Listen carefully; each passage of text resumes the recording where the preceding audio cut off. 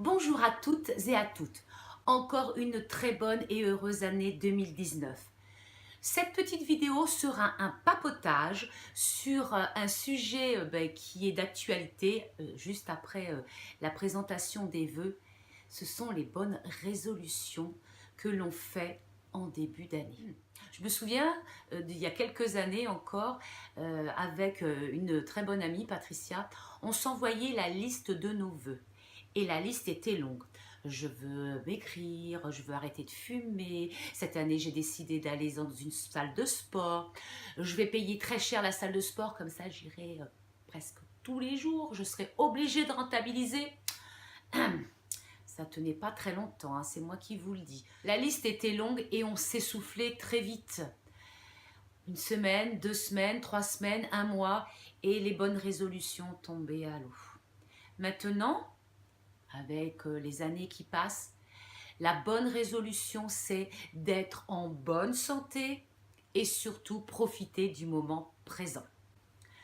Évidemment, des bonnes résolutions, vous en voulez. Je vais vous en donner quelques-unes et vous aider à essayer de tenir le plus longtemps possible.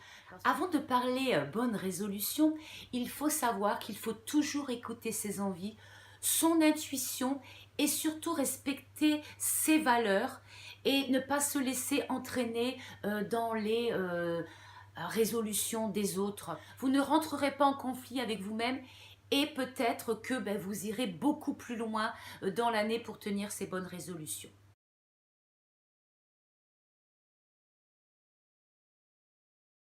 La première résolution, c'est perdre ces quelques kilos qui nous empoisonnent la vie ou qui se sont installés juste après les fêtes. On ne parle pas de régime.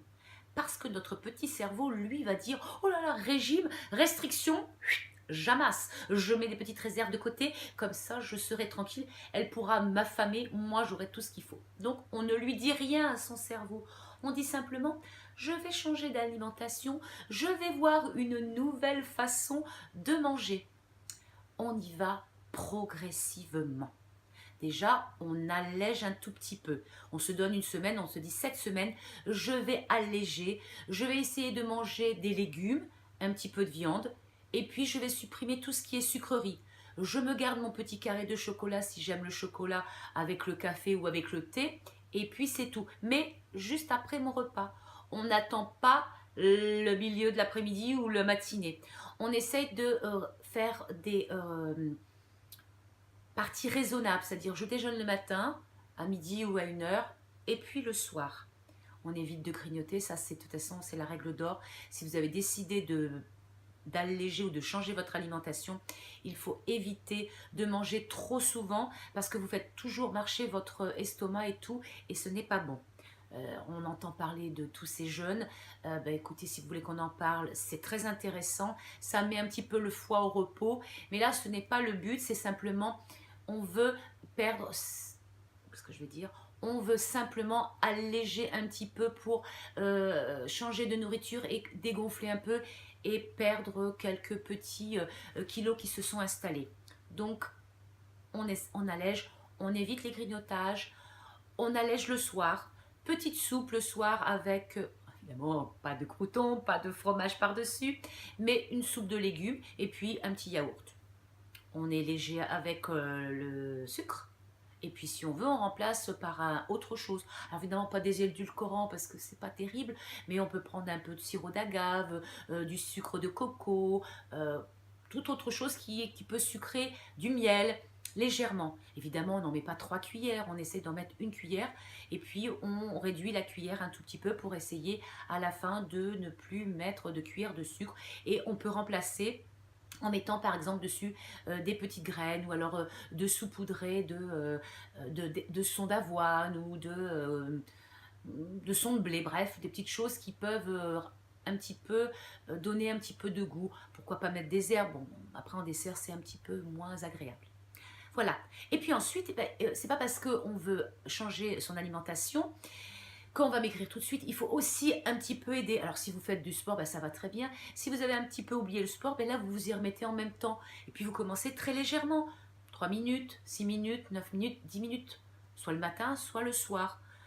vous vous instaurez juste avant d'aller faire votre routine de soir. Vous mettez en route votre chronomètre et puis 3 minutes. Allez, 3 minutes de planche, 3 minutes de pédalage, 3 minutes de ce que vous avez envie. Le tout, c'est que ce soit régulier et que ce soit progressif. 3 minutes. Au bout de 2-3 jours, 6 minutes, et puis après on passe. Et vous verrez, ça va tout seul, et les 10 minutes arrivent très très vite, et on les fait sans plus d'efforts et sans se fatiguer, ou transpirer, ou être dans un état lamentable. Et bien voilà. Changer son alimentation, faire un petit peu de sport, ben, je pense que c'est déjà pas mal. Supprimer les escalators et puis faire un petit peu d'escalier. Éviter de prendre la voiture pour faire 500 mètres ou 1 kilomètre. Déjà, ce sont des bonnes habitudes. Vous avez fait ça pendant une semaine, on a perdu un petit peu, on a dégonflé. Victoire! Eh bien, on se félicite. On se dit, ah merci. Évidemment, on ne va pas sauter sur la grosse religieuse au chocolat, mais pourquoi pas se faire un petit plaisir, un petit fruit ou un petit carré de chocolat supplémentaire. Bref, à chaque fois qu'on gagne quelque chose, on se remercie. On se dit bravo. Et là, déjà, on a beaucoup de chance, on est positif. Ou positive, d'accord? Donc voilà ce que je peux vous dire par rapport au régime. Ah, je l'ai dit, non, il ne faut pas le dire. Par rapport à sa perte de poids, par rapport à son allègement. Bref, toute une histoire de parole. En fait, il faut dire à votre cerveau des mots qu'il aime, pas des mots qui le privent, pas des mots qui l'embêtent.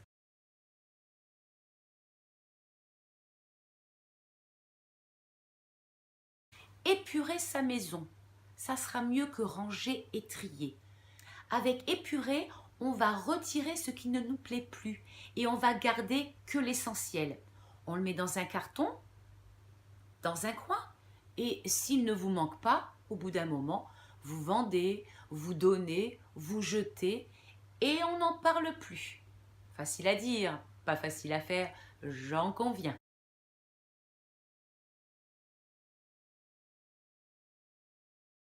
On met à jour nos photos.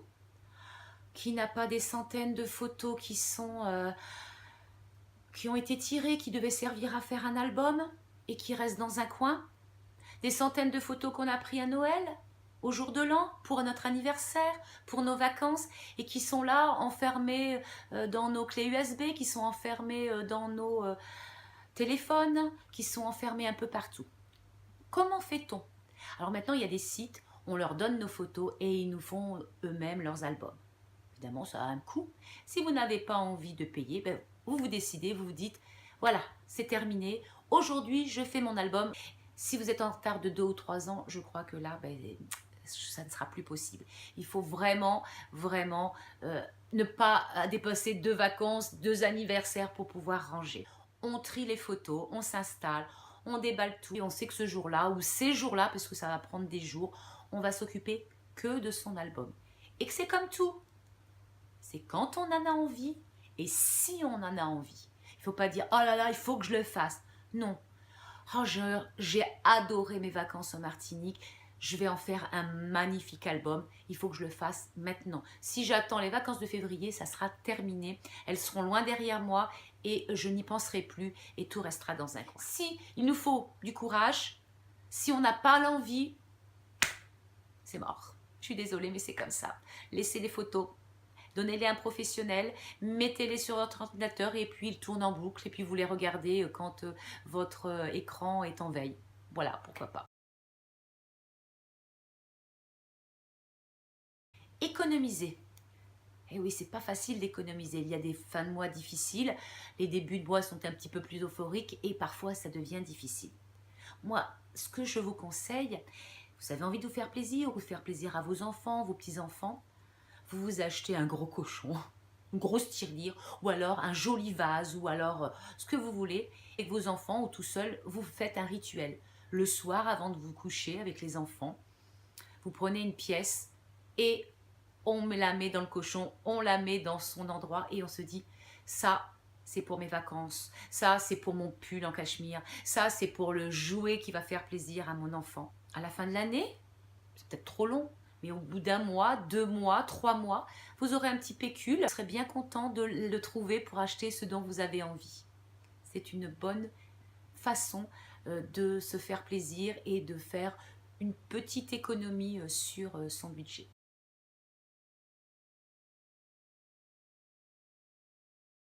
On chante sur la douche. Et oui, chanter sous la douche, c'est se mettre de bonne humeur et surtout donner envie d'aller travailler. Si vous vous levez, vous avez la tête qui n'est pas bien placée, mettez-vous de la musique dans votre salle de bain, chantez, souriez-vous. Vous vous souvenez la méthode Coué? Je suis belle, tout va bien ce matin, je suis en pleine forme, je souris à la vie. Ça, c'est de la méthode Coué. Quand vous êtes devant votre miroir, faites ça le matin et vous allez voir, ça va changer beaucoup de choses. On fait la fête, on boit un coup avec ses copines, on s'organise une soirée entre copines. On se dit que par exemple, tous les mercredis soirs, c'est réservé à la soirée entre copines, ou le mercredi après-midi, ou le jeudi après-midi quand les enfants sont à l'école, ou n'importe quel autre jour de la semaine. On se dit avec ses copines ou sa copine, c'est notre heure, c'est notre jour, c'est à nous, et on papote, on boit un thé, on va faire du shopping. Là, ça fait du bien, la semaine passe plus vite et c'est bien agréable de se retrouver.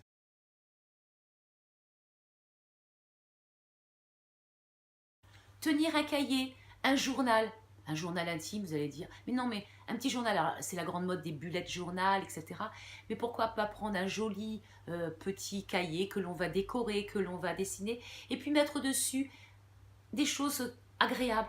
Ah tiens, ce matin, j'ai perdu 1 kilo. Ah tiens, ce matin, j'ai croisé quelqu'un, j'ai souri. Tiens, il a fait beau ce matin. Tiens, ce matin en partant, j'ai entendu les petits oiseaux qui chantaient. Ah, j'ai été réveillée par les singes hurleurs. Bref, mettez des petites choses qui vous sont agréables. Mettez toujours des choses positives. Et puis, dans la même, on va dire, lignée, on arrête d'être désagréable, on arrête de critiquer, on arrête de dire du mal de son voisin, on arrête de dire « Oh là là, l'autre là-bas, t'as vu comment elle est habillée? Oh là là, l'autre, t'as vu comment elle est habillée ?» Non, on s'occupe de soi, on est bienveillante, on est heureux. Et si vous êtes heureuse, écoutez, déjà, ça va vous faire du bien de ne plus avoir de pensées négatives. Et cette année, c'est une année qui recommence. Le cycle des 9 années est terminé. On repart sur une bonne base et on recommence l'année numéro 1. Et c'est une très bonne année après l'année dernière qui était pas terrible pour tout le monde. Je pense que cette année va être bien meilleure et il faut s'en donner les moyens. Sourire à la vie, sourire aux gens. Voilà, je pense que c'est ça les bonnes résolutions de l'année. Être souriante, voir le verre à moitié plein plutôt qu'à moitié vide, voir ce qu'il y a autour de soi. Évidemment, quand on prend la voiture le matin, que c'est tout gris, qu'il pleut, qu'il neige, etc., ben on essaie de se raccrocher à quelque chose, une affiche qui est jolie, qui est colorée, un petit tout, un petit rien. Bref, il faut positiver et voir les choses du bon côté. Soyez heureux, soyez tolérants, soyez gentils et tout autour sera que monde. Monde de bisounours. Non, mais déjà si vous dégagez de la joie et de la bonne humeur, vous ne pourrez récolter que de la joie et de bonne humeur. On est détendu. On ne râle plus le soir après les enfants parce qu'ils ne font pas leurs devoirs ou parce qu'on en a marre de faire les devoirs. Il existe des sites gratuits pour les enfants qui sont en difficulté. Vous pouvez aussi prendre quelqu'un à domicile pour vous aider à faire les devoirs. Ça sert à rien de crier sur un enfant qui n'arrive pas à faire ses devoirs. Je sais ce que c'est. On crie, on s'énerve, ça ne rentre pas. Et dès qu'on crie, eh ben les enfants se braquent. Eh oui, on a de l'expérience. Maintenant, il est trop tard, je ne peux plus revenir en arrière, ne pas crier. Mais si vous avez des enfants, ben vous essayez d'être plus détendu, de respirer, de dire bon, c'est pas grave, ça ira mieux demain. Et puis maintenant, c'est vrai qu'il y a des sites. Donc, prenez ces sites gratuits qui peuvent aider vos enfants. Ils vont avoir l'impression de s'amuser tout en apprenant. Ça, c'est très important. Être détendu, être relaxé. Pourquoi pas s'accorder un massage une fois par mois, se dire j'ai besoin d'être massé. Ça, c'est une bonne résolution. Prendre soin de moi, être égoïste. Une fois par mois, je vais chez le coiffeur. Une fois par mois, je vais me faire un massage. Une fois par mois, je ne fais rien. Je reste à la maison et je lis. Je regarde la télé. Voilà des bonnes résolutions.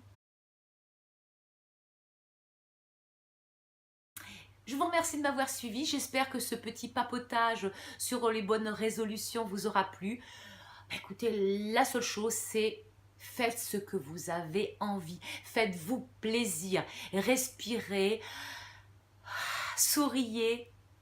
Et l'année se passera bien. À bientôt. Likez, partagez. Et puis on se revoit la semaine prochaine. À tout bientôt. Au revoir.